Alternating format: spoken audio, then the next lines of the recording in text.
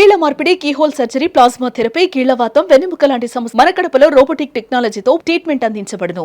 JP hospital, కొత్త bus stand, Kadapa.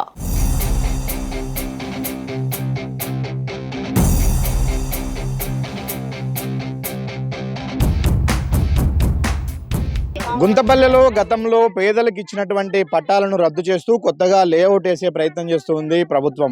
అయితే దానిని తీవ్రంగా అడ్డుకుంటున్నారు ఇక్కడ ఉన్నటువంటి స్థానికులు, పట్టాదారులు.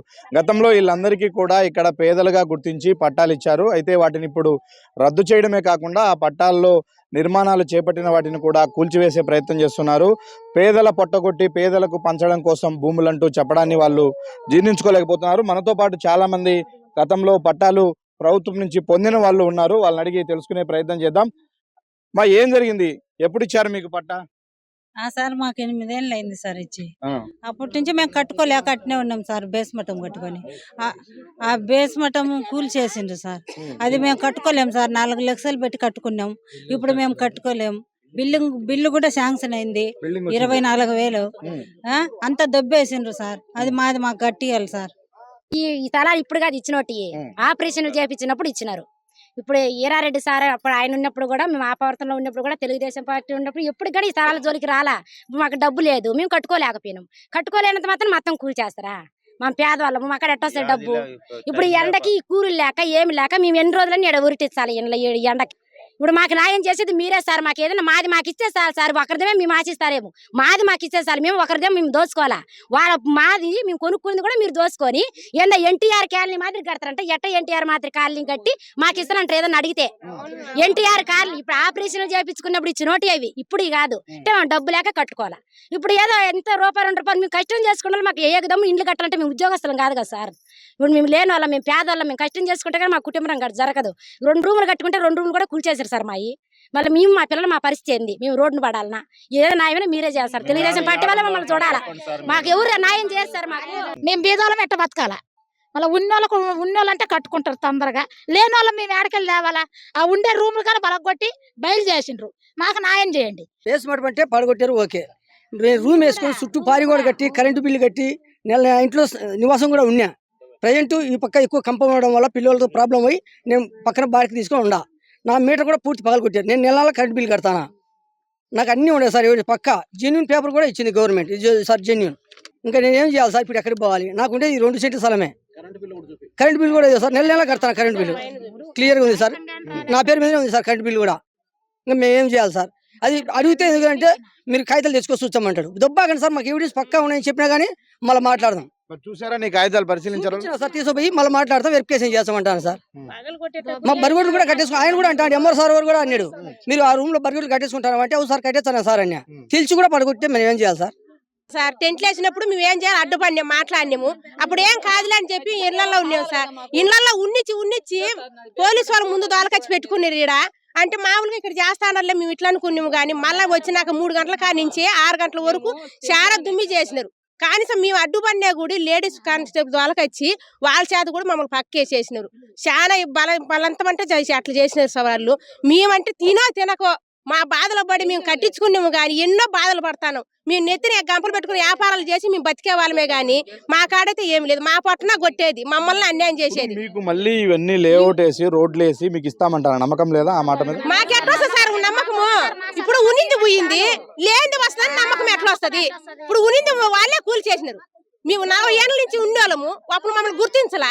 ఇప్పుడు వాళ్ళు తీసేసి మీకు రోడ్లు వేసి మీకు కంపెనీలు చేస్తామంటే మాకు ఎట్లా నమ్మకం వస్తుంది?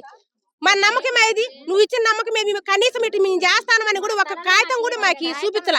కనీసం మేము పట్ట కాగితాలు చూపిస్తాను సార్ అనే కూడా అవి కూడా కేర్ చేయాల. కనీసం చూపించండి అమ్మా, మళ్ళీ ఏదన్నా మాట్లాడతాంలే, మీరు న్యాయం మేము చేస్తామని కూడా అనలా. ఇప్పుడు మాకు రోడ్లు వేసి కరెంట్లు వేసి మీకు నీట్ గా మీకు 2 సెంట్లు ఇస్తామంటే మాకు నమ్మకం ఏది? మాకు నమ్మకమే లేదు సార్. అది మాకు ఉండేది మాకు ఇండి, మాకు కట్టిండి, మాకు న్యాయం చేయండి. అది కొత్తపల్లెలో ఒక 4 ఎకరాల్లో లేఅవుట్ వేసి పేదలకు పంచాలంటూ ఒకవైపు అధికారులు హడావిడి చేస్తూ ఉన్నారు. అయితే ఇప్పటికే తమకు ఇక్కడ పట్టాలు ఇచ్చారు గతంలో పేదలుగా గుర్తించి, కాబట్టి తమ పట్టాలు మళ్ళీ వెనక్కి లాక్కోవద్దంటూ కూడా బాధితులు ఆందోళన చేస్తూ ఉన్నారు. అయితే వాళ్ళందరికీ మద్దతుగా స్థానిక టీడీపీ లీడరు జీవి సుబ్బారెడ్డి వచ్చారు. ఆయన అడిగి తెలుసుకునే ప్రయత్నం చేద్దాం. ఏం జరుగుతూ ఉంది ఇక్కడ? ఇంతకుముందే పట్టాలు ఇచ్చారని కొంతమంది అంటున్నారు, ఇప్పుడు మళ్ళీ కొత్తగా పట్టాలు ఇచ్చేది ఏంది? ఇక్కడ యాక్చువల్లీ ఇంతకుముందు పట్టాలు ఉన్నాయి, వీళ్ళకు ఉన్నాయి. కారణం ఏదైనా సరే నేను వీళ్ళందరికీ సపోర్ట్గా అండగా నేను ఉండాలి. ఉండడానికి కారణం ఏంటి అంటే, మన గత ఎలక్షన్లో వీళ్ళందరూ నాతో పాటు పార్టీలో చేరారు. చాలా వరకు దాదాపు 200 కుటుంబాలు మా ఉంటే నడిచారు. రితీష్ అన్న, విజయమ్మ సమక్షంలోనే పార్టీలో చేరి మనకు మద్దతుగా ఉన్నారు. సో మనకు మద్దతుగా ఉన్న పేద ప్రజలకి ఏదైనా సమస్య వచ్చినప్పుడు మనం అండగా ఉండాలి కదా. దీన్ని రాజకీయాల కోణంతో చూడాల్సిన పని లేదు. కొన్ని చిన్న తప్పిదాలు జరిగి ఉండొచ్చు, వీళ్ళకు అధికారులకు తప్పుదో పట్టించుండొచ్చు, వాళ్ళకు సరైన గైడ్లైన్స్ ఇవ్వక. ఇదంతా ఏముంది, ఆక్రమించుకున్నాడు, వాడు ఆక్రమించుకున్నాడు, ఈడు ఆక్రమించుకున్నాడు అని చెప్పి అంటే అధికారులు కూడా ఆక్రమించుకున్నారేమో అనే ఉద్దేశంతో వాళ్ళు కొంచెము చర్యలు చేపట్టారు.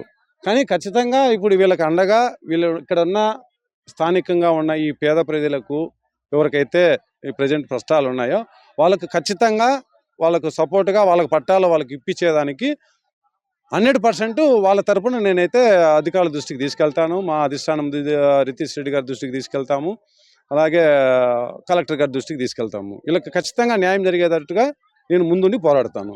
అంటే ఇక్కడ ఇంతకాలం పట్టాలు ఇచ్చినా దీన్ని డెవలప్ చేసుకోలేదు, ఇప్పుడు ఒక లేఅవుట్ వేసి డెవలప్ చేసి ఇస్తాము అంటున్నారు. దీన్ని నమ్మొచ్చా? నమ్మొచ్చా నమ్మకపోవచ్చా అనే విషయం కంటే, ఆ విధంగా అధికారులకు హామీ ఇస్తే ఆర్డీఓ గారు స్వయంగా హామీ ఇచ్చి మీ అందరికీ నేను ఈ లేఅవుట్లో మేము ఇస్తాము అంటే, సరే జరిగిన నష్టము ఎక్కువైనా వాళ్ళకి డెవలప్ చేసి ఇస్తామన్నప్పుడు వాళ్ళకు రాతపూర్వకంగా ఆర్డీఓ గారు ఇస్తే వీళ్ళకు న్యాయం జరుగుతుంది. మాటగా ఎవరో ఒకరు దారిని పోయే వాళ్ళు మేము ఇప్పిస్తాము నేను చేస్తామంటే అవ్వదు. అప్పుడు తీవ్రంగా నష్టపోతారు అనమాట వీళ్ళు పట్టాదారులు.